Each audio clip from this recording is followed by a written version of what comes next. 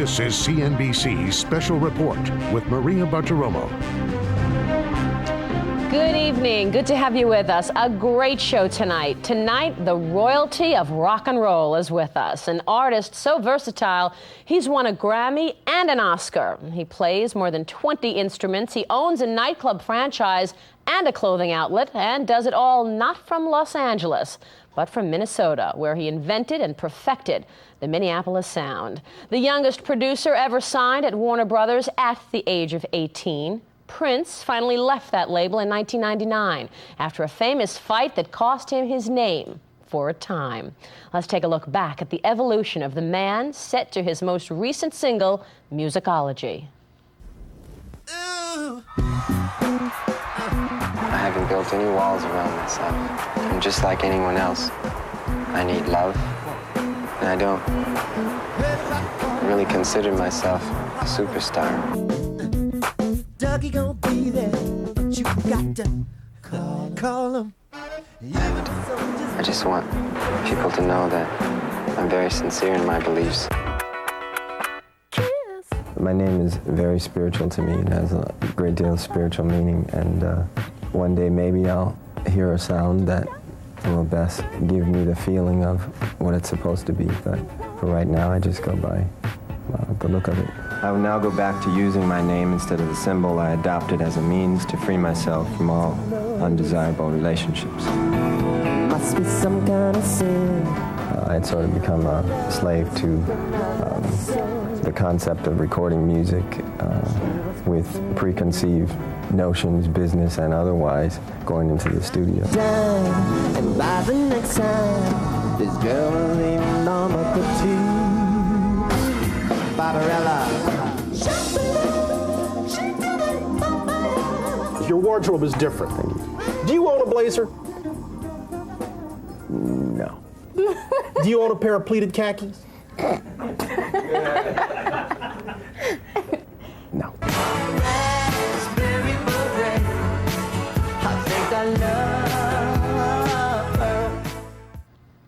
Back on tour to rave reviews, and with that new album, Musicology, out tomorrow, Prince is also out to change the business of music. He's giving his CD out free to concert goers. It's part of the price of a ticket, and launching the online music store, the npgmusicclub.com. Prince joins us now live in the studio. What am I going to say? What am I going to say? So good to have you with us. I'm sitting with a genius, a music genius. Thank you for joining us here in the studio. Oh, my pleasure. So after looking at all those pictures and those flashbacks over the years, are you the same man? No, I don't think so. I'm constantly involved in trying to work on my whole being to better myself and the world around me. You're also a Jehovah's Witness now. Yes. How has that changed your life? Oh, immensely. I started studying the Bible once I changed my name back, and started studying with my good friend Larry Graham. He used to play with Sly and the Family Stone, and he helped me to just look at the Bible in a very practical way and cut through all the dogma and the thing that has kind of separated religion in the first place. I just wanted a clean, simple approach to it. And it helps you with your music as well. Well, definitely. I mean, it's going to help you with every aspect of your life. Once you can clean out the cobwebs, so to speak, then you're going to see everything a little bit more clearly. I want to talk to you about the name change and really about all of your wonderful experiences, but let's begin with the new album. The new album coming out tomorrow. You're back on tour. What are some of the best and worst parts about performing live once again? Well, there's nothing bad about it. You still get the just definitely jazzed up and yeah, because every concert, every performance, there's going to be somebody there that's never seen me before, and we have a lot of fans that are bringing their children to see me for the first time. So I'm trying to give them an introduction to music the same way I was introduced to it, which was with real live instruments and a real visceral approach to it. It's interesting that you mentioned children coming to watch you, because that brings up the whole issue of this indecency craze that really is going on right now after Janet Jackson and Justin Timberlake's performance, the Super Bowl. What did you think about that? Well, the whole situation, I think, is a little bit bigger than the performers themselves. When I reflect on it, looking back at 9/11, you see that we were sort of galvanized to come together and do something. And our so-called leaders told us to go back to the malls and spend money, get back on airplanes and things like that. And really, I think all of us are pretty much searching for just clarity and some sort of order in our lives now. And that's part of it. So, and the other thing is that I have a responsibility to the children that come to the concerts to not expose them to anything that would be, considered raunchy or risque. I think all artists have that responsibility.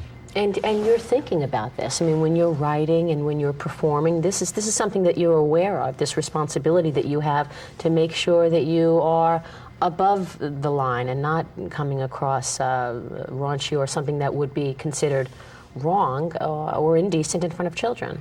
Well, ultimately, I'm not trying to be obscene to anybody. So I have to take these things into account. The other thing, too, is that just, like I said, study of the scriptures helps one to understand that we're all in this together. And I wouldn't want my children exposed to something that would be pretty hard to explain on the way home. So I feel that I've got to, take that responsibility myself. So maybe it was the right thing that Howard Stern was taken off the air, and that, we've seen a lot of results from that episode, and just this changing of thinking. Yeah, I really can't speak so much for that, but I don't know. Like I said, I just think people are seeking order in their lives now, and it's if nothing else, it's getting us all to just talk to one another about these issues. They're important. Let's talk about the new album. You've got a lyric on the first track of the new album, Musicology, and I'm going to quote, "Don't you miss the feeling music gave you back in the day?" Is this a nostalgic album? In some respects, yes. The video was from Musicology. It chronicles the tale of a young man who is buying his concert ticket for the first time and gets a record for the first time. And he's a guitar player. He's an up-and-coming guitar player. And he puts the needle on the record and he has to learn the song. And that's kind of how I grew up. And it was a certain feeling that I got from real live instruments that you don't really get today because a lot of it's pre-recorded samples. Do you feel that growing up in Minnesota and staying there keeps you humble? I mean, it seems that, for such a fantastic superstar, you seem so humble. Well, I appreciate it.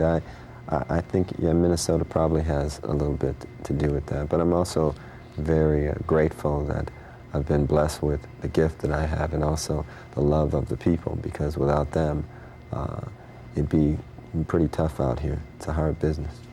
We're going to talk more about that. Prince, stay right here. We're going to take a short break. When we come right, more with Prince. We'll get his thoughts on the music industry, why it's slumping, what can be done. Back in a minute on Special Report. Heard about 49 just east of Harlem. Dougie gon' be there, but you got to call him. Even the soldiers need a break sometime. Listen to the groove, y'all. Let it unwind your mind. No intoxication, let's see what I see. Dancing hot and sweaty. Ideas and Insight is sponsored in part by UBS. Your UBS financial advisor works with all the resources of one of the world's largest wealth management firms.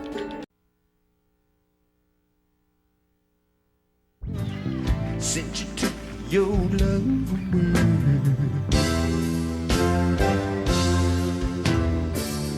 I go out every night to sleep. Welcome back to Special Report. We are thrilled to be joined tonight by one of music's most luminous stars, an artist who for many deserves far higher than that number 28 on the list of rock and roll immortals, as we saw in that Rolling Stone tally. For us tonight, he is far and away number one, the artist Prince, with us here in the studio. Prince, we were just talking before we went to the break about how you were with a record company, and then you sort of, in 1999, you broke the contract with Warner Brothers. What happened? And now with this new album, Musicology, you're back with a big label. Why the change again? See, I can put this. From time to time, I go back and forth into the industry, and I give them things to promote. The first being Emancipation, the album I recorded after I left Warner Brothers. And I had a good run with Warner Brothers. It got to a point, though, that we had some disputes about ownership and things of that nature. We're working all that out now, and there's a new regime over there, and I expect good things in the future. So there's no hard feelings or anything like that. But like I said, from time to time, I go back and do major label agreements so that I can reach a wider audience with certain projects that I think fit that situation better. I did an album called The Rainbow Children recently, we were real proud of, and we released it independently and had a lot of success with that, and did a tour behind it. And sometimes when you do things of a more heady nature, it's better to do them independently. But this is a pop record. There's a lot of, Musicology is a pop record, and there's a lot of radio-friendly songs on there. So we thought it'd be best to hook up with a major this time. When you were with Warner Brothers initially back in the 90s, it was well known that you had a lot of songs that you wanted to release. Well, you correct me if I'm wrong, that you had a whole host of songs that you wanted to release, and they didn't want to release them all at one time. Is it true that you have songs that you would like to release and you could release right now, ready to go, and you actually never released them? Well, like I said, one of the main problems with Warner's was just ownership issues. Who was going to actually own the intellectual copyright of the piece that was created? And the way I looked at it, if I was the only one in the studio at the time creating this work, I felt that I should be the one that should own it in perpetuity. At the same time, it doesn't negate the idea that they can lease it and make money off of it. And we can all do fine. Yeah, you said perhaps one day, all the powers that are will realize that it is better to let a man be all he can be than to try to limit his output to just what they can handle. Yeah, that sounds like a soundbite. Probably doesn't tell the whole story. Yeah, it doesn't really. Yeah. Now, is it true you only sleep 3 hours a night? I only got 3 hours last night. The spirit moves me to just write and record as much as I can. I'm trying to. I'm as intrigued by the end of this story as other people, I guess. So I just keep going. What gives you the most creativity? When do you get most creative? Is there something that sort of begins you off on, when you start writing? Oh, I can write a song about anything. So a conversation, an idea, a dream, anything. Why do you think the music industry is doing so poorly right now? Well, when I talk to some of the people in it that are the so-called gatekeepers and run the shop, they attribute it to a few different things. One, of course, being the piracy and the downloading. From my point of view, though, it's not so bad because I have a music club, and that's basically what its primary function is a download system. So I don't want to intellectualize their situation too much and talk about it too much, because I think it's going to sort of organically work its way one way or another, and I think it's a good thing either way it comes out. But we've got to, if I were an industry executive right now, I would say, well, we've got to do something about this. So tell me about your solution, npgmusic.com. Well, from our point of view, like I said, we're the artist and also the distributor.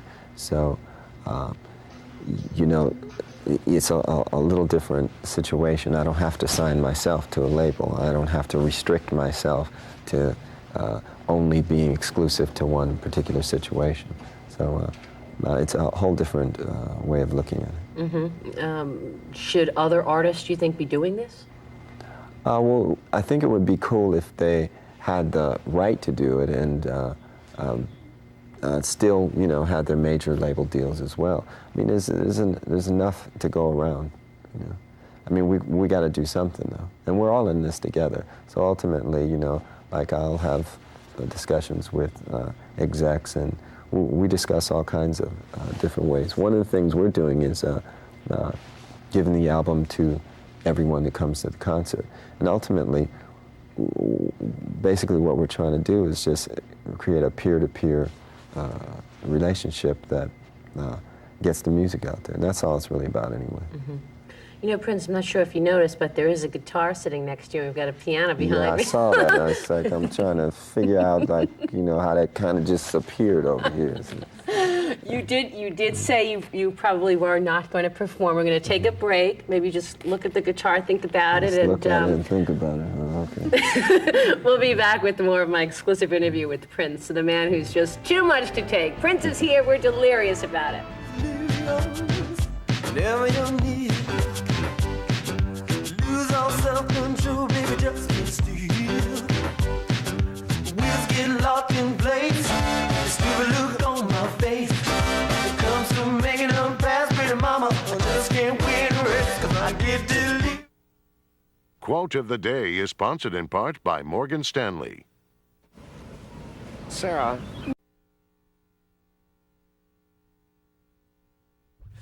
Call them, even the soldiers need a break sometime.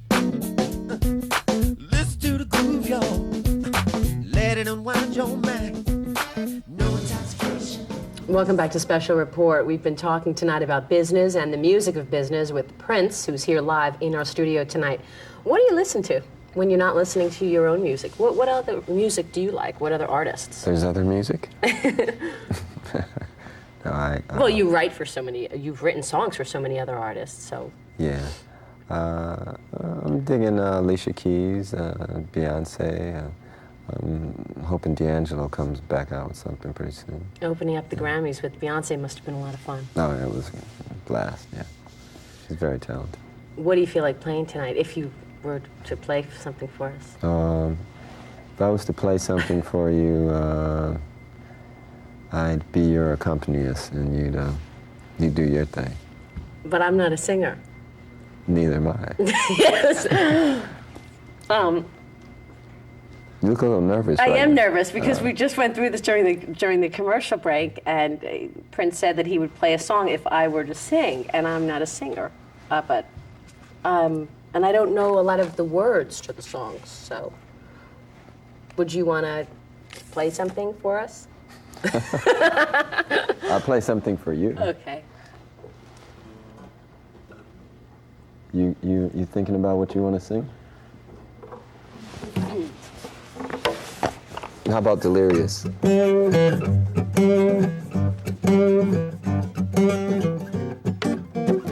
Go on. I'm like blanking out with the words. You don't know any blues? Blues? How about jazz?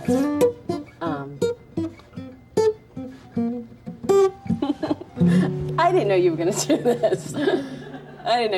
this. Okay. How about one of your oldies? Since you're telling everybody that you're not going to be playing your oldies anymore, how about Purple Rain? I don't know that one. You do. You lie. Okay, you sing it. How could I even try? Go on. I'm sitting here with Prince. I'm going to sing?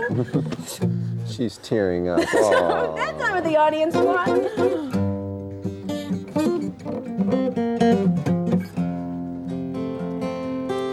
killing me. That's the idea.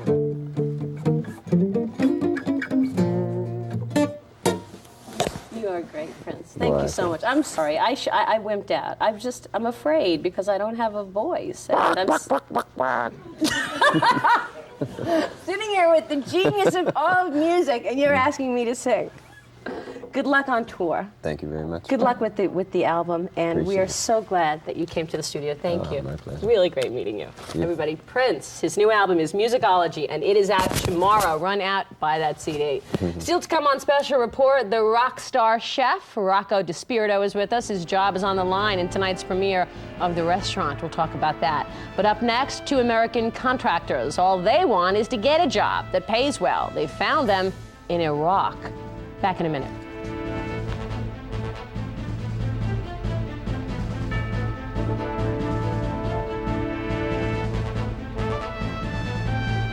Excuse me, are you... This is Special Report. Once again, Maria Bartiromo. Oh boy, I'm sweating. I'm sweating. Prince is still in the building, everybody, but he's not with us at this point. What an interview. If you're just joining us, wow, did you miss out on the last half an hour with Prince talking about the business of music? And he gave us a free show. Yes, he did. I did not sing, though. Welcome back to Special Report. Lots more to come this half an hour, including big-time chef Rocco DiSpirito. He's with us. He will tell us why he put his reputation on the line in front of a national television audience. Season number 2 of NBC's reality show, The Restaurant, premieres tonight. Also ahead, Massachusetts Congressman Barney